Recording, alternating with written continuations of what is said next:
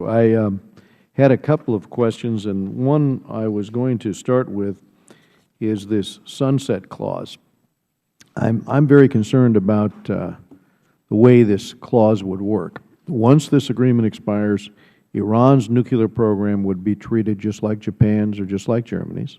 With such status, it would be very easy for Iran to produce material for many nuclear weapons. One witness we had before this committee characterized this provision as converting Iran from a nuclear pariah, in his words, to a nuclear partner, a giant get-out-of-jail-free card for Iran, in his words. Do you dispute this characterization?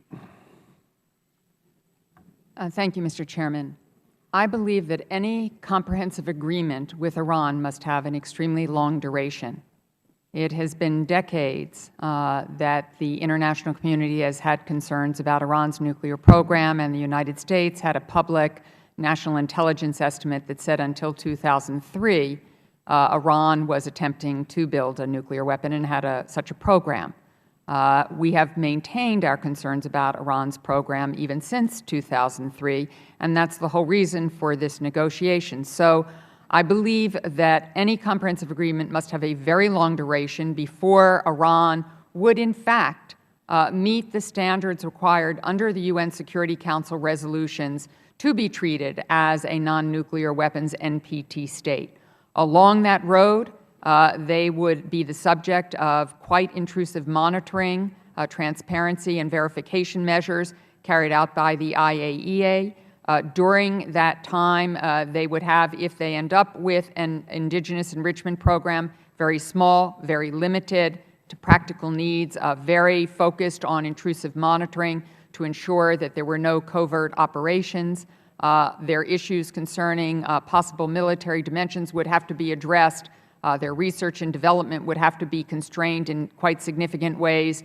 So we would, in essence, be slowing down their ability to get to that kind of industrial scale capacity that the Supreme Leader spoke of in his aspirational speech. And the Ayatollah, his views may evolve over time, but he just called again for the end of Israel, and I saw that on Friday they orchestrated, the government printed out these death to Israel placards and death to America placards. And from converging in 9 different parts of the city, you had this group meet at the city center.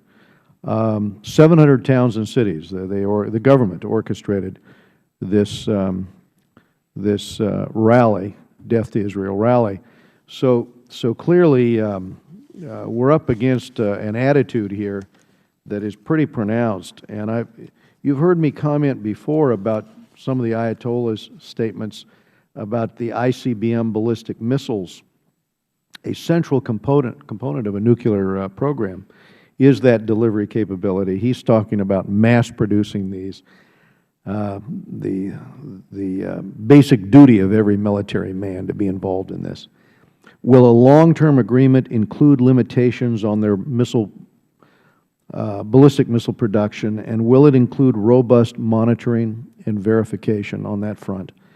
And why did the interim agreement not explicitly require Iran to follow UN Security Council resolutions to stop its efforts to develop a nuclear-capable ballistic missile, which, as we know, they're testing on that? What we have said in this negotiation, what is under discussion, is that Iran must address all the provisions of UN Security Council resolutions, and in 1929, there's a specific reference to any kind of delivery mechanism, long-range ballistic missile for delivery of nuclear weapons. And so that has to be addressed in some way in this agreement, and it is under discussion but not yet resolved. Thank you. I'm going to forego the rest of my time. We're going to try to hold everybody to 5 minutes and get down to some of our junior members for their questioning. Mr. Engel, you're next.